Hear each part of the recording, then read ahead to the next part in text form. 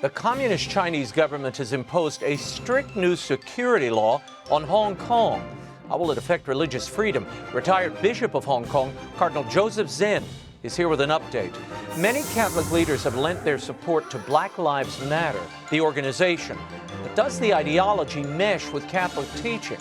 Co-host of Morning Glory on EWTN Radio, Deacon Harold Burke-Sivers joins us with his thoughts.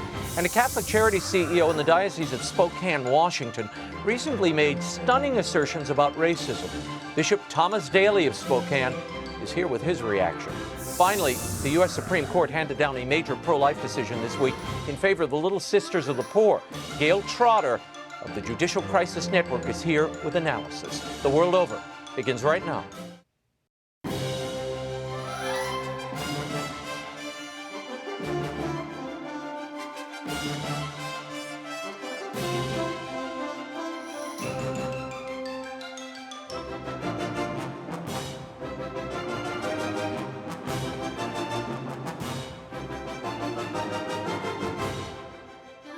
Now, Raymond Arroyo.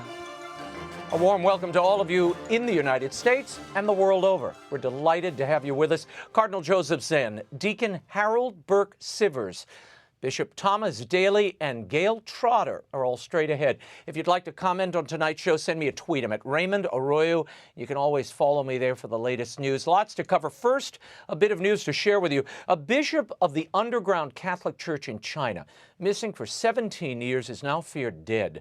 Bishop James Su Jimin would have been 88 years old and was last seen in 2003. Bishop Su was first arrested in 1997 for refusing to join the state-sanctioned Catholic Patriotic Association, the communist-run church. Communist officials are pressing the Vatican to recognize his former assistant bishop as the new ordinary. That former assistant is a member of the state-run Catholic Church and vice chairman of the local Chinese Catholic Patriotic Association. The Communist Chinese government recently passed in China a new law cracking down on dissent in Hong Kong. On Sunday, Pope Francis was expected to mention China's new security law, but reportedly skipped those remarks in his customary Angelus address. More details on all of that in our next segment. He is the retired Bishop of Hong Kong and joins us tonight with an update on the persecuted church in his native China and how the so-called security law recently enacted in Hong Kong may affect religious freedom. Please welcome back to the program, Joseph Cardinal Zen. Your Eminence, thank you for being here. As I mentioned, on June 30th, China passed this new security law for Hong Kong. It makes it easier for them to punish protesters. It reduces Hong Kong's autonomy. The details of the law were kept secret until it was passed, and it criminalizes any act of secession, breaking away from the country, subversion, undermining the power or authority of the central government, terrorism, using violence or intimidation against people, or collusion with foreign or external forces. Now, in addition, Hong Kong will have to establish its own National Security Commission to enforce this law, with Beijing appointing an advisor. Now, Beijing will have power over how the law should be interpreted, and not any Hong Kong judicial or policy body. If the new law conflicts with any Hong Kong statute, the Beijing law takes priority. It effectively strips away the freedom of speech and protest for the people of Hong Kong. Your Eminence, what does this mean to the Catholic Church and to your fellow citizens in Hong Kong? I think there is no need to distinguish the church from the people, because there is or there is no freedom. So when you have freedom, you have also religious freedom. We don't have religious freedom because we don't have freedom. Now, with this so-called national security law, we are back to the Cultural Revolution. And they have ignored everything in the basic law in this agreement with the United Kingdom.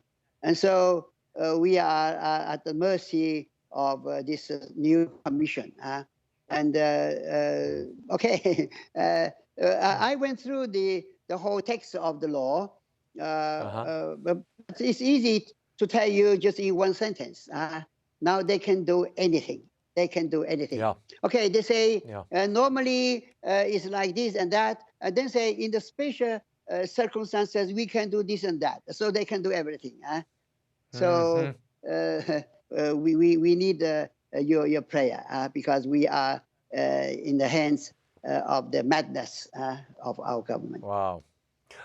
Cardinal John Tong Han, who's the Apostolic Administrator of the Diocese of Hong Kong, had this to say. He said, I personally believe that the national security law will have no effect on religious freedom because Article 32 of the Basic Law guarantees that we have freedom of religion and we can openly preach and hold religious ceremonies and participate in religious activities. The diocese has always had a direct relationship with the Vatican.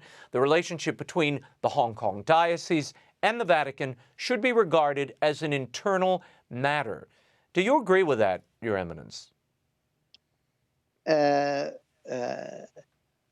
a good brother to Cardinal Tong, but he has to be obedient to the instruction from the Vatican. And now to be with the Vatican almost means to be also full of respect to the Chinese government. And so I can suppose that there may be some difference between what Cardinal Tong thinks and what I am saying, because for me, the Vatican is pursuing constantly a policy of submissiveness to the Chinese government, and so wow. I cannot explain the meaning of what Cardinal Tong said, because for me the basic law is finished. So you don't believe religious freedom is protected under this new law? No. And even before this national security law, people are talking that our next bishop, we don't have bishop now, right. since 1.5 years, yeah. And they say the new bishop needs the blessing from Beijing. That means the basic law is over, because when myself and Cardinal John Tong, we were ordained the bishops, we had full freedom. But this freedom, which is there in the basic law, but the basic law disappeared with this new national security law. Yeah, and for those who don't understand, in 1997, when the British handed Hong Kong back to the Chinese, there were all kinds of agreements, including that Hong Kong would maintain its autonomy and would have its own laws. It would be separate from the mainland. It seems this law eradicates anything in that agreement, that it supersedes all of that. Do you expect to see the same Sinization that we've seen in church affairs in Hong Kong that we've seen throughout China? I think on the surface, nothing changed as about religion, and so we may have better to talk about freedom in general, because it's about everybody and not only the church. The church makes no difference, because after this so-called national security law, they called all the representatives of the religions. We in Hong Kong, they recognize 6 religions, and the leaders and also other people from the Catholic Church. I heard that there were 5 or 6 people went there, called by the local government to express their opinion.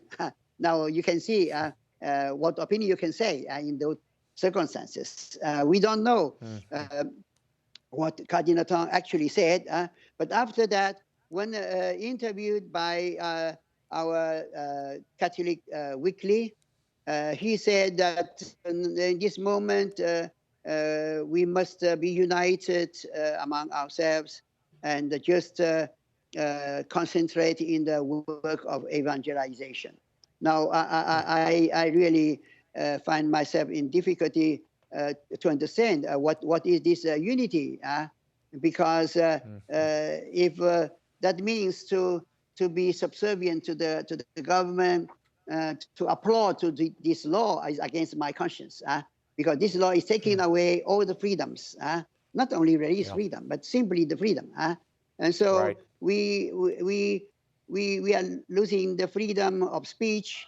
So everybody is afraid. And I'm telling people, it's okay if you are afraid. You would be foolish not to be afraid, because this law can do anything to you. So many people are going away, and I think they do well, because it's not wise to be sacrificed uselessly, because we are facing madness. We are facing a new cultural revolution. Your Eminence, have said you're prepared to suffer arrest and trials under this new security law. Do you worry that's going to happen soon? And have there been any threats against you or other bishops in Hong Kong by the government since the passage of this law? Oh, I don't think I'm among the first people, but anybody in Hong Kong, if you come out to say something against this law, and anything may be taken as against this law, and so nobody will be spared. So why I should make exception of myself?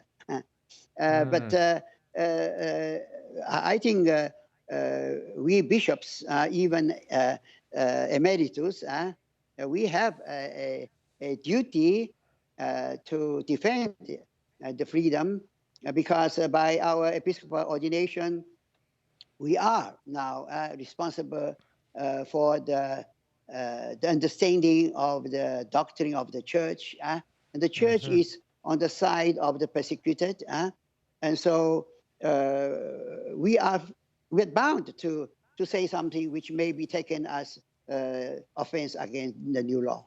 Yeah. Your Eminence, this past Sunday, Pope Francis dropped a reference to Hong Kong and a plea for religious freedom there from the text of his public message. Now, in the text, which was given to Vatican journalists before the Angelus address, the Pope planned to comment on Hong Kong and religious freedom. Why do you think the Pope chose not to say anything about the situation in Hong Kong? I have seen the text, which is very mild, in no way offensive to the Chinese government. But still, I don't know why the Pope abstained from pronouncing those words. But I suppose you know all the conjectures, the guessing of the people. Some say maybe the Holy Father thought that it's better not to say, or some say he may have received some words from the Chinese embassy in Italy, or something like that. And I think it's no surprise, because it's not a isolated episode. It's already a long-standing policy of the Vatican not to offend the Chinese government.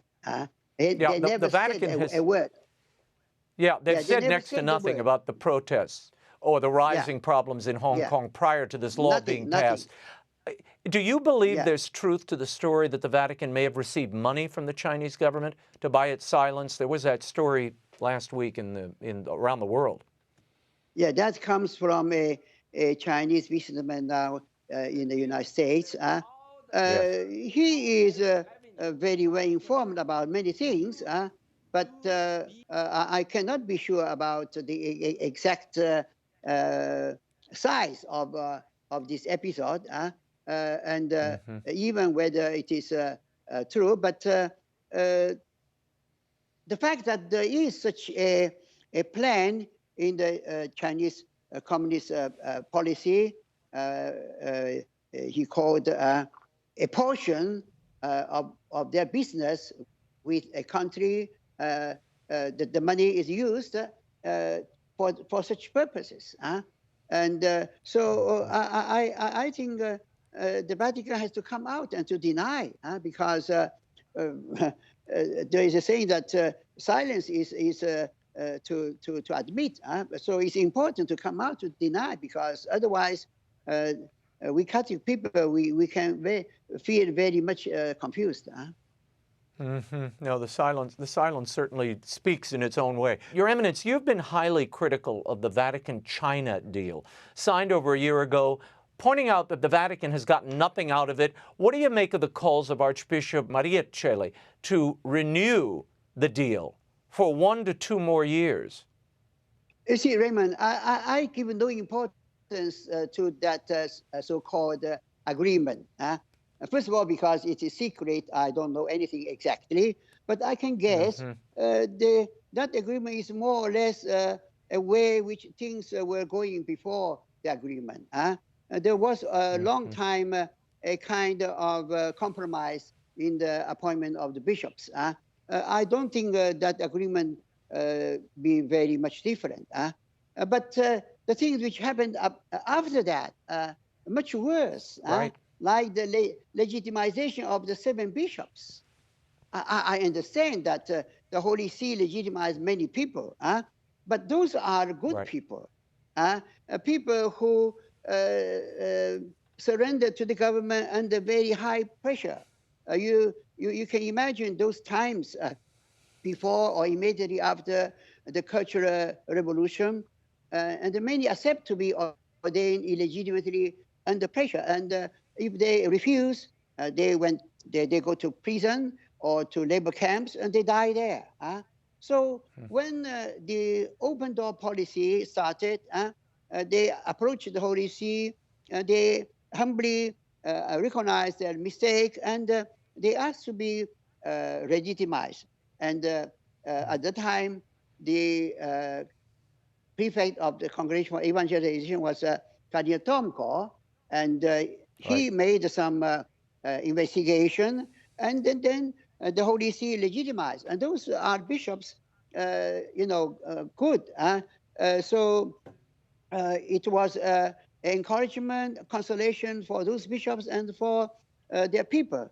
But now these 7 people are all different. For many years, they challenged the church. They challenged the doctrine and the rule of the church. And even after this legitimization, we see no sign of their repentance or their gratitude to the Holy Father for the generosity for giving them. And they just went around singing triumph. Now they are winners. They have been clever to follow the government.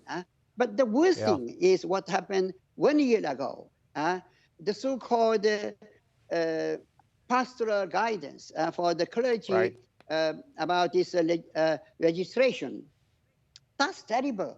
A document without a specification from which department of the Holy See, and no signature, but I know, everybody knows, it must be the work of Cardinal Parolin.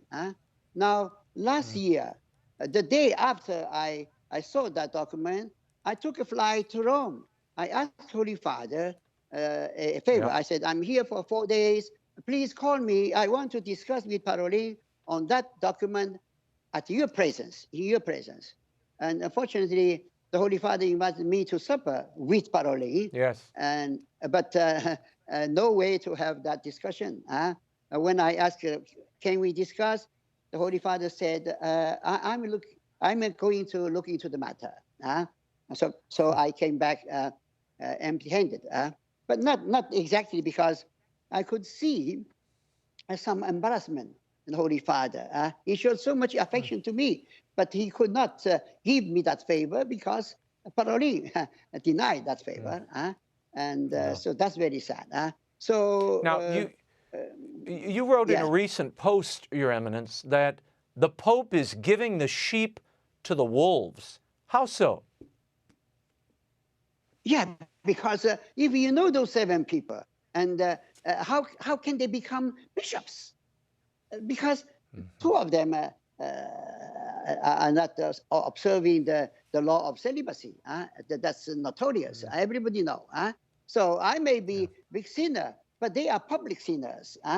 So it's a scandal to make them bishops. Yeah, and we should be clear for the audience, Your Eminence, these are 7 excommunicated bishops. They were never accepted by the Church, but after this deal, the Vatican normalized them and elevated them, made them heads of diocese, pushing out bishops who had been loyal to Rome and part of the underground church for years.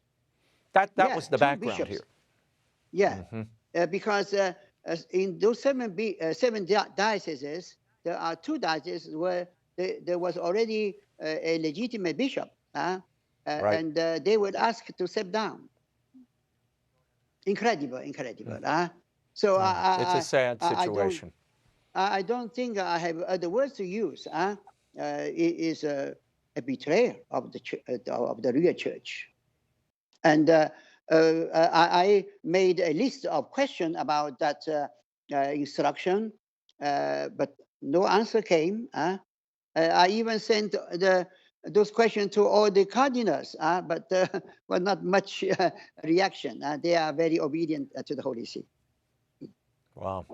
The United States and her allies have been very critical of that new security law in Hong Kong, and there are calls to put pressure on the government of China. What's the best way for the U.S. Catholics and those in Europe, people of faith, to support the people of Hong Kong at this time, Your Eminence? Oh, I know the Catholics in the United States are doing already much. They are praying for first of all, because many people assured me that they're praying for China.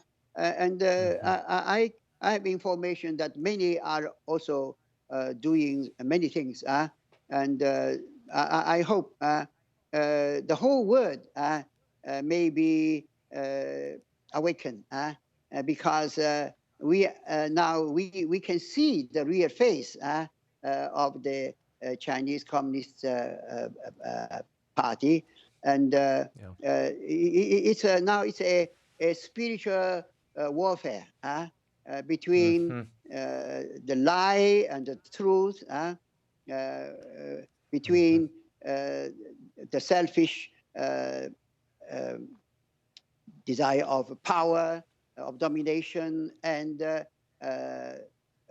concern for other people. So it's a warfare between the good and evil. So I hope that the whole world should stand up. Your Eminence, we will continue to report on this. Thank you for your bravery. Stay safe. You know, in the United States, we're having a conversation about the systemic oppression of people. We're seeing it in real time on the streets of Hong Kong and throughout China. Labor camps for Uyghurs, the killing indiscriminately of children, forced sterilizations. It's a horrendous regime, and it's right there if the world takes time to look for it and at it. Thank you for bringing it to our attention. We will, of course, keep you in our prayers. For love of my people, I will not keep silent. The most recent book by Joseph Cardinal Zen is still available in bookstores and everywhere. It's a worthy read. Your Eminence, thank you so much. Thank you for your concern. Deacon Harold Burke-Sivers is next, but first, a white California couple has been charged with a hate crime for defacing what's been called a Black Lives Matter street mural. David Nelson and Nicole Anderson were captured on video attempting to paint over a portion of the BLM organization's name painted in yellow on a street. The mural was approved and permitted on July 1st, according to the Contra Costa County District Attorney. In addition to a hate crime, the couple also faces charges of vandalism.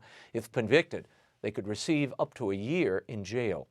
He's the co-host of EWTN Radio's Morning Glory and a Catholic deacon in the Diocese of Portland, Oregon.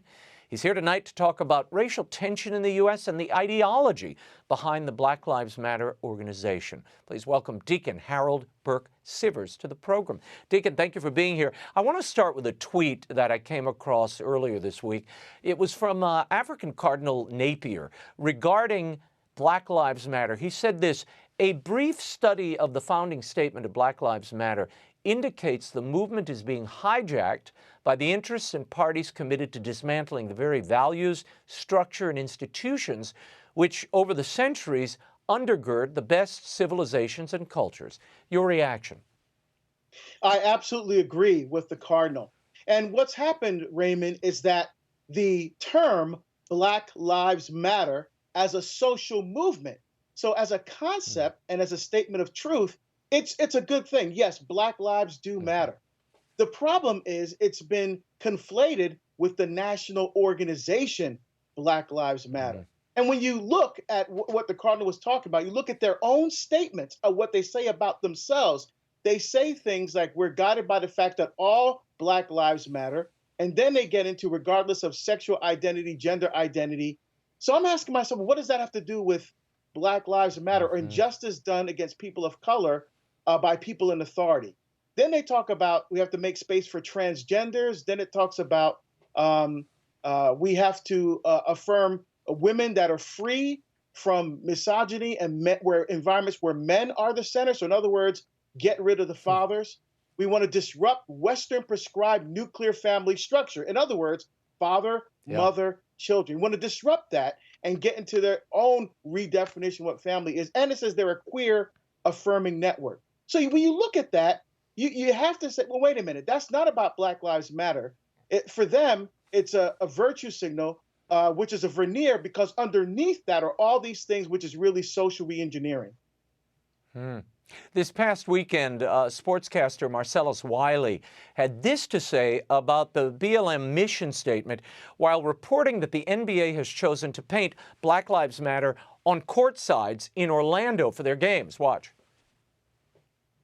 I don't know how many people really look into the mission statement of Black Lives Matter, but I did. And when you look into it, there's a couple things that jump out to me. My family structure is so vital, important to me. Not only the one I grew up in, but the one I'm trying to create right now. Being a father and a husband, that's my mission in life right now. How do I reconcile that, what I just told you, with this mission statement that says, quote, we dismantle the patriarchal practice. We disrupt the Western prescribed nuclear family structure requirement. Deacon, I imagine you agree with Mr. Wiley there. Oh, wholeheartedly. And see, the problem is, Raymond, is that the Black Lives Matter as a social movement has been conflated with the national organization. I'll give you an example of what I'm talking about. I did a radio program for a radio station, Catholic radio station in the Archdiocese of Sydney in Australia. And the host of the show put up a JPEG advertising, just had my picture, his picture, named the show, and the topic, Black Lives Matter. And because it said that, people said, how dare you, Deacon? You should be ashamed. You can't support it. All it said was Black Lives Matter. It didn't say what position or anything. And because of that, I lost followers on Instagram, Twitter, Facebook, on my public page, just because it said Black Lives Matter. But of course, when we talked about it, then people then they started, backing off of it. But it just shows you how conflated these two have become. I want to play this for you. This is also Marcellus Wiley. He had this to say about that decision of the NBA to paint the sidelines with Black Lives Matter. And he said it contributes to identity politics. I want to see if you agree. Watch. There's a problem with when you start to go down this road of the freedom of expression, freedom of speech, and how much social space is allowed for those who don't support in that same space. And that's where I wonder where this is going to go in terms of identity politics. We know what identity politics does. It divides and it polarizes. I respect what you're protesting for, but will you respect others who don't support that same protest? Your thoughts, Deacon, and I mean we've seen this in the Catholic context too. People are becoming you're either in or you're out. Can a Catholic support the BLM organization? And then I want to talk about sports. No, they cannot support the organization. Again, the organization, by its own tenets, has nothing to do with triumphalism, has nothing to do with our being superior to anyone else. Look at what they say in their own statements. No Catholic of good conscience can support that, because if Black lives for them really mattered, then why aren't they protesting Planned Parenthood, an organization that takes the lives of hundreds of thousands of Black lives every year? What's their plan? for economic growth and stability and development in Black neighborhoods? What's their plan to end drug and gang violence? And what's their plan to strengthen families? What's their plan to create educational opportunities through vouchers so that Black children can leave the failing schools in their neighborhood and go to the schools of their choice where they can excel? What's their plan to promote Black entrepreneurship, Black business owners? What's their plan to actually end racial division and injustice? Because I don't see it. Yeah. Wiley there makes a great point about when you write an organization's name on the sidelines, the court side of a game, aren't you politicizing the game for not only the players but the viewers? Do you think that will hurt or create racial healing and unity? No, I think it's going to create division, Raymond, because we're already seeing responses to this. People are saying, I'm giving up my season tickets. I'm not going to go to any games because of the virtue signaling that the NBA is doing. I'm sure it's going to happen in other sports as well. For example, the national anthem for the NFL, the Black national anthem before the regular national anthem before the NFL, people are going ballistic over that. You know, we understand what they're trying to do, but they have to think deeply and seriously about the effect that's going to have, or the perception that's going to have for its fans and viewers. Yeah, when I heard that, I have to say I was taken aback. I mean, to my mind, that seems racist in its mindset, because what you're basically saying is Black Americans are not part of the American national anthem. That is absurd. They are part of it. They are part of America's story, at the center of the story. And I worry if we start having, nationalistic national anthems from country of origin, we'll be here all day. We'll have Irish national anthem, we'll have the Italian American national anthem, we'll have the Hispanic American national anthem. Where does it end? I really worry about that. It fractures people rather than bringing them together at a moment when I think we need to be together. Now, earlier this week, CNN host Don Lemon interviewed actor Terry Crews. Now, Crews has come under a lot of fire for recent tweets noting that he wants to unite people regardless of race, creed, or ideology, saying he doesn't want the Black Lives Matter movement to morph into Black Lives Better. When Crews brought up the need for Black communities to address violence originating in and among the community, Lemon lectured him on the meaning of Black Lives Matter. Listen. Black people need to hold other Black people accountable. If anything is going to change, we ourselves need to look at our own communities and look at each other and say, this thing cannot go down. The Black Lives Matter movement was started because it was talking about police brutality. If you want an all Black Lives Matter movement that talks about gun violence in communities, including, Black communities, then start that movement with that name. But that's not what Black Lives Matter is about. It's not an all-encompassing. But when you look at the organization, police brutality is not the only thing they're talking about. I know that, but I agree, but that's not what the Black Lives Matter movement is about, Terry. What do you make of that exchange, Deacon? And the admission that Black Lives Matter is not about Black lives, certainly not Black unborn lives, as Kanye West mentioned this week. Well, that's for sure, because look at their own statement. Again, they're saying that Black Lives Matter as a response to social movement, as a response to injustice done by people of color, by people, by law enforcement officers and things of that nature. Have been going back as far back as 2015. Now, but the problem is when Mr. Crews is trying to go deeper.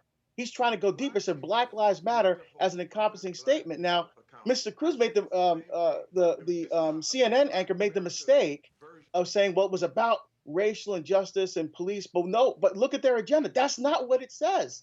There's much more there than meets the eye. And just a little quick word about the Black National Anthem. That was actually came about in the 20s during Jim Crow and segregation, where Black Americans didn't feel like they were part. So they have this. It was again a national anthem to kind of bring Black people together. And I've heard that sung like at gatherings of Black Catholics or different Black groups and things like that. So. But do you think it's necessary to have that before a game? Before the national anthem at this point? I understand Jim Crow America. We're not in Jim Crow America anymore, though, Deacon. Yeah, and so I think what they should have done was sit down with members of the Black community and say, how can we pay tribute or honor, and respect what's going on and your needs and your desires and things like that. And before just saying, here, we're going to do this. Because now, again, something that the national anthem, which it should be bringing people together, is now going to be a source of division. And that's very unfortunate. I want to play this for you. Joe Biden said this the other day during a virtual meetup about cops and how he regards them at this moment. Watch. The last thing you need is an up-armored Humvee coming into a neighborhood. It's like the military invading. They don't know anybody. They become the enemy. They're supposed to be protecting these people. Do we agree that we can redirect some of the funding? Yes, absolutely. Your thoughts on this, on cops being the enemy of the people and that police funds should be redirected to other interests? Well, here's the thing, Raymond. I served 23-year public safety career. I've held a number of leadership positions, including the Western Association of Campus Law Enforcement Administrators, the Association of Threat Assessment Professionals. I trained at the National School Safety Center at FLETC. I can go on. And I also sat on the board for 6 years that oversaw the training of police officers for the state of Oregon. So I am intimately familiar with how police officers are trained. Reform and rebuilding? Yes. Defunding? No. The idea of defunding police departments is a far-reaching overreaction that is short-sighted and irresponsible. Why do I say that? Look, if you defund police, what are you going to defund, Raymond? Are you going to defund homicide investigations, sex crimes, human trafficking, identity theft, gangs and drugs? Look, being a police officer, like anything else, Raymond, is a vocation from God. And our Lord says himself in John 15, no greater love than a man has laid down his life for his friends. Most police are excellent, and they serve and protect and dedicate themselves every day and are willing to give their lives for complete strangers.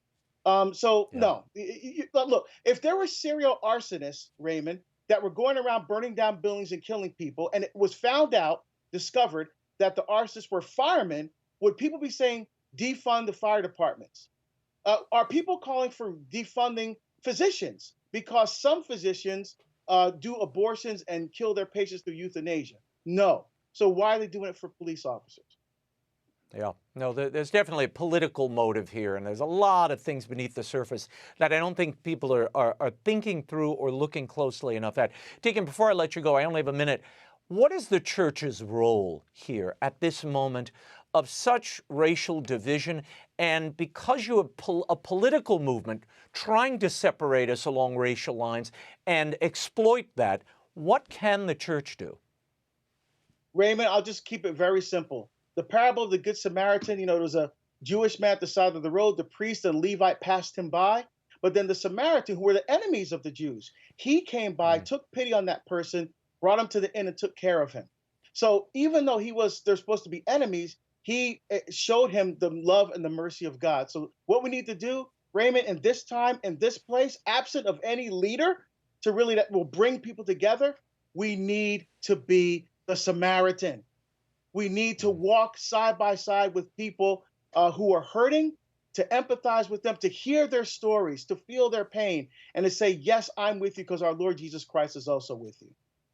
Yeah, I agree with you. I think I've said this before, and I'm spoiled because we live in a town in New Orleans where African Americans and white New Orleanians and Hispanic New Orleanians, we're all so close, and because of the food we share and the music we share, and sometimes the families we share, there's a real intimacy here that you don't have in other parts of the country. Spending time with people who don't necessarily look or live exactly as you do is a good thing. And it promotes, we haven't had the violence that we've seen across the country. And I think it's twofold. One, we've been praying in all the churches here in New Orleans, in the Archdiocese of New Orleans. They've been praying a prayer to end racism for about 3 or 4 years now. It's prayed at every Mass. That is powerful and an unseen element in this. And the other is that community unity that we uniquely have that I hope others will benefit from and learn from. Deacon Harold Burke-Sivers, thank you for being with us. You can learn more about Deacon Harold at deaconharold.com. Thank you again. Thank you for having me. Bishop Thomas Daly is next, but first, the Archbishop of the Military Services, Timothy Broglio, has weighed in on the U.S. Navy's June 24th ban on personnel visiting, patronizing, or engaging in indoor religious services due to COVID-19. Archbishop Bergoglio issued a statement on July 4th lamenting the Navy's position, saying, quote, "The provision is particularly odious to Catholics because frequently there is no longer a Catholic program on naval installations due to budgetary constraints, or many installation chapels are still closed," end quote. The Archbishop added that because the Navy cannot legally prohibit families of personnel from attending off-base services, the protective effect of the ban for personnel seems questionable. We'll keep an eye on this story. Now, last week we reported on the story of a CEO of Catholic Charities in Spokane, Washington, making a statement about racism. This statement. I am a racist. My Catholic Church and my Catholic Charities organization is racist.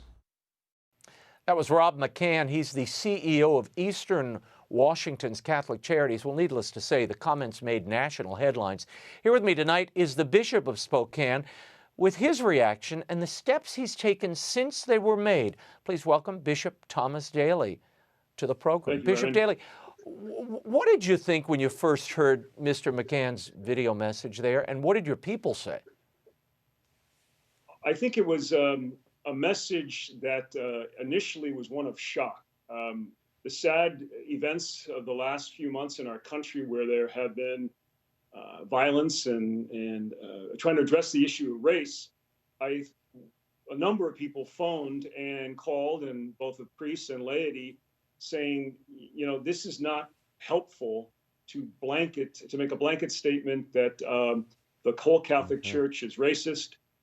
Not to take from an individual's struggling with the issue, but it was the broad stroke that the church is racist, the entire institution of Catholic Charities is racist. I think it was seen as inaccurate, and some people even would say reckless. Now, McCann, you met with him, and he's since issued a letter providing some retractions and clarifications of what he meant in the video. However, he continues to support the Black Lives Matter organization, writing, "Our support of the important nonviolent racial justice advocacy of Black Lives Matters is specifically support for human dignity, which has a clear connection to Catholic social teaching. To be clear, we support the concept of Black Lives Matter, but that does not mean we support any elements of the movement that promote violence or violate church teaching." Now, BLM supports the disruption of the nuclear family structure. This is from their own website. How does that not violate church teaching, Bishop? Well, that was the conflict. In fact, in my letter, a response to that, I mentioned that it still puzzles me. And a line was very clear. We can stand for Black lives, but without standing for Black Lives Matter. And I think that inherently there is a strong, fundamental problem with the agenda that is promulgated by the BLM movement. And that, I think, is where the conflict still is. And yes, it's clear that there wasn't a desire for violence or anything like that. But when you look, as you said, on their website and what they hold and their foundation, it is so greatly opposed to church teaching on family life and the dignity of the individual. Oh, and you say that in your letter, and I'm going to read a little bit of it. At the end of the letter, you talk about how it's in conflict with church teaching, and its silence on the violence we've seen rip cities apart has not gone unnoticed, or and one need not stand with BLM to stand for Black lives, you write. Do you plan to have further discussions with Mr. McCann addressing his support of the organization? I know a lot of people are withholding funds from Catholic Charities over these statements.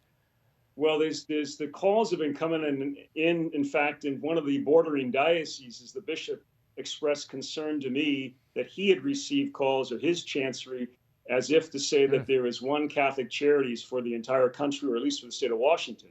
And I think my conversations, which I plan on having with Dr. McCann moving forward, will address this. I think I offered 3 concrete steps that I believe we can move forward on this.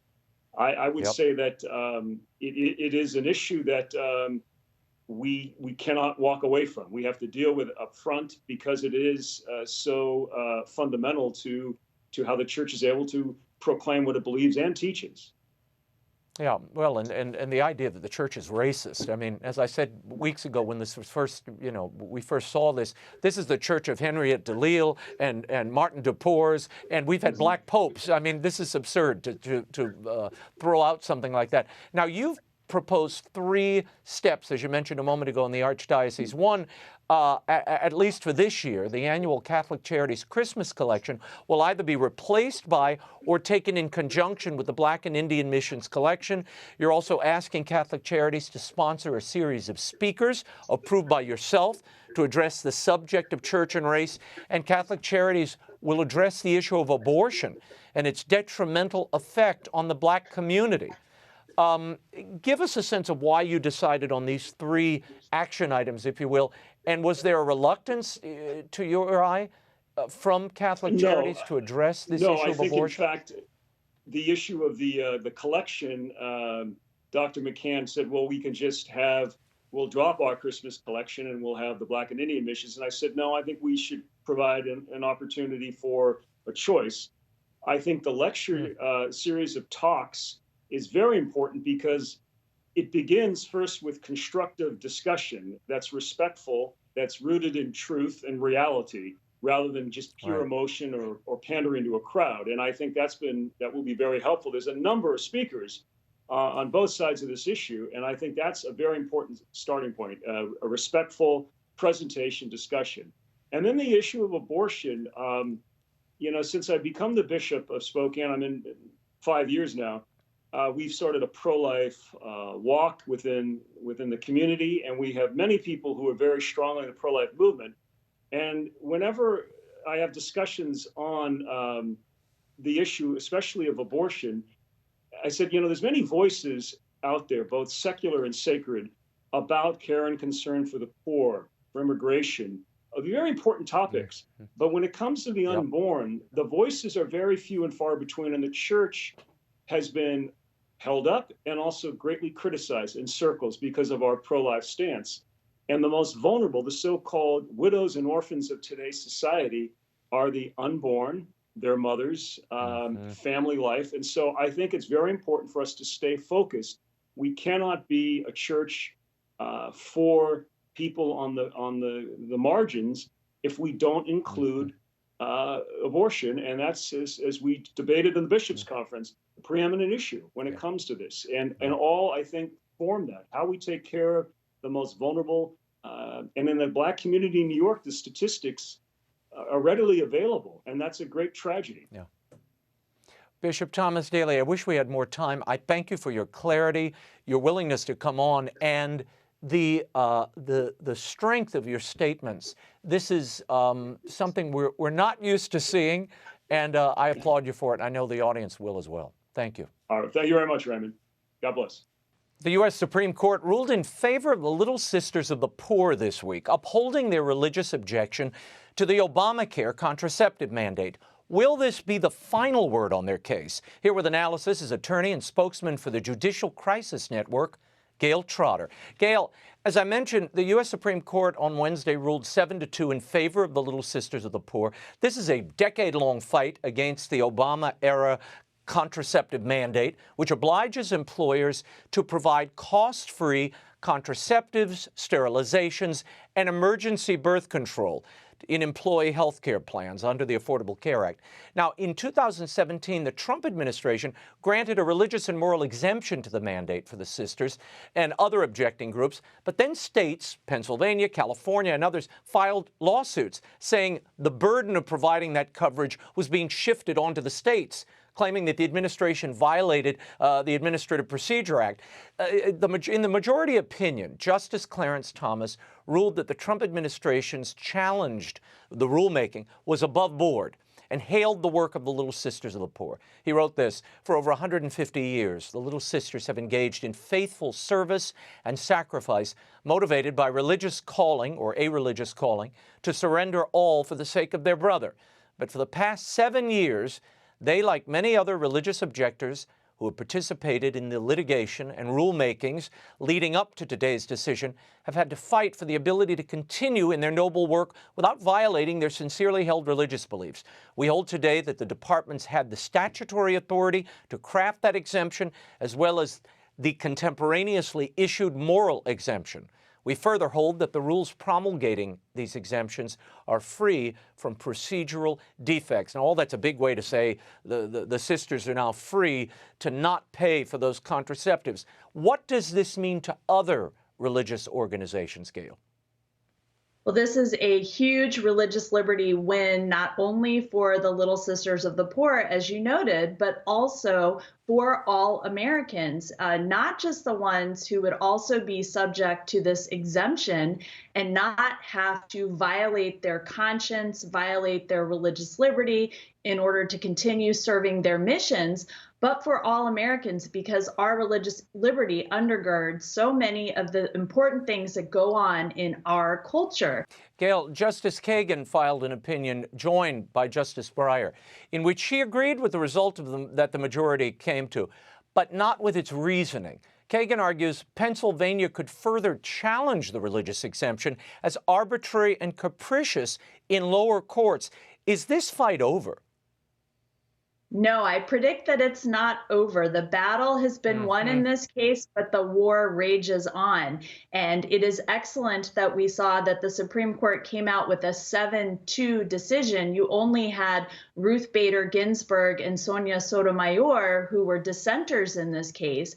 But because it wasn't decided on constitutional grounds or on congressional statutory grounds referring to the Religious Freedom Restoration Act, then it is something that can continue to go on. And you're going to continue to see these efforts by the left to attack and erode religious liberty. That's not going to stop. Gayle, I hate to disagree, Gayle. I mean, I agree with you on that point, but I disagree that this is a victory. This, to my eyes, is a very narrow ruling. And in a statement put out Wednesday, Democratic presidential candidate Joe Biden had this to say about the Little Sisters of the Poor case. As disappointing as the Supreme Court's ruling is, there is a clear path to fixing it. Electing a new president who will end Donald Trump's ceaseless attempts to gut every aspect of the Affordable Care Act. If I'm elected, I will restore the Obama-Biden policy that existed before the Hobby Lobby ruling. Explain to people what that means, what he's essentially saying there. Well, the fact that this is even a case is a travesty, because this is just a gratuitous attack on people of faith. And the Hobby Lobby case referred to in Joe Biden's statement is where the Supreme Court said that there were conscience-based exemptions were okay under the Religious Freedom Restoration Act. And I think it's very important to look at what Justice Alito said in his concurring opinion. He would have ruled in favor of the Little Sisters and similarly situated employers by saying that not allowing them to have this exemption would be a violation of the Religious Freedom Restoration Act. And we saw the response from Justice Ruth Bader Ginsburg essentially saying that this is taking religious freedom to the nth degree. And there's this point in Justice Alito's opinion, his concurring opinion, where he says it's almost like they're trying to establish a constitutional right to contraception. And so it goes back to this idea that it's not enough for the government to provide this. They want to make the nuns and people who object to this complicit, to violate their faith, or to pay heavy fines, or to not be able to give their employees health insurance. And the whole justification behind Obamacare was to increase health insurance for Americans. And not a single woman was identified in this litigation who was not able to access contraception. So it's a problem without a problem. Well, Gayle, the problem here is you have a very narrow decision, and despite repeated Supreme Court rulings, what we've come to is if a new administration comes in tomorrow, they can eradicate this with a stroke of the pen, and the nuns will have to provide contraceptives again. That's basically what the court is saying here, which blows my mind after all they've been through and years and years and years of watching this case. I have to move on. The Supreme Court sided with Catholic schools in an employment lawsuit. The High Court said that religious school teachers who perform a religious role, even if they're not ordained, and even if religious instruction makes up a small part of their overall responsibilities, are subject to what's called the ministerial exemption. Now that, basically, that cuts them out, that exception cuts them out of civil rights protections afforded to other employees. How broad is that exemption? And does it apply to math teachers or science teachers? That's a great question, because that is exactly where the contradiction is and the disagreement is. Because how far should the Supreme Court go in determining what religious organizations can do in determining who they want to teach and inculcate the faith? And this is something that the Supreme Court should not get involved in. It should very much generously respect the First Amendment rights of these religious schools, and to also make sure that their statutory rights under congressional law is respected as well. So you don't want the Supreme Court making the hiring decisions for religious institutions and deciding whether or not a particular role is really what is necessary for the inculcation of religious faith. And here is yet another example, also with the Espinoza case that was decided last week, where the Supreme Court is coming down on this side of religious liberty. And I will tell you that all the 4 justices appointed by the last Republican presidents have all been firm in supporting religious liberty. And that is something vitally important that needs to be carried forward in future Supreme Court decisions as well. Gayle, I have 30 seconds. Where do these 2 rulings that we've just discussed, where do they fit alongside last month's ruling that the Civil Rights Act of 1964 prohibits employment discrimination because of sex, protecting LGBT employees?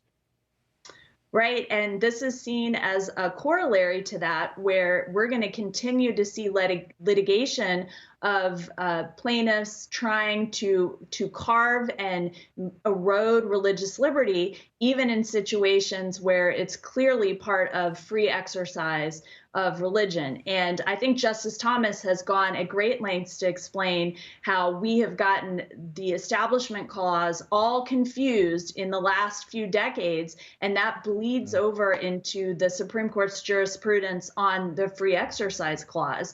And so you're going to continue to see these issues play out in the lower courts. And that's why it's so great that President Trump has honored his commitment to make sure that the federal bench has independent, faithful judges who are faithful to the Constitution, because these issues are not going away, and they're going to continue to be litigated in the federal courts and eventually percolate up to the Supreme Court as well. GAYLE Trotter, the Judicial Crisis Network, thank you for being with us. Great to be with you, Raymond. All 3 installments of the Will Wilder saga are now available in paperback, audiobook, and hardcover. Visit willwilderbooks.com for a preview, and you can order yours. Don't forget, we're also a podcast. We're available on Apple's iTunes podcast store and Spotify. Listen to the world over on the go. That's all the time we have for now. Be sure to join us next week. Until then, we'll be scouting the world over for all that is seen and unseen. On behalf of the staff and crew of EWTN News, thanks for watching. I'm Raymond Arroyo. Bye now.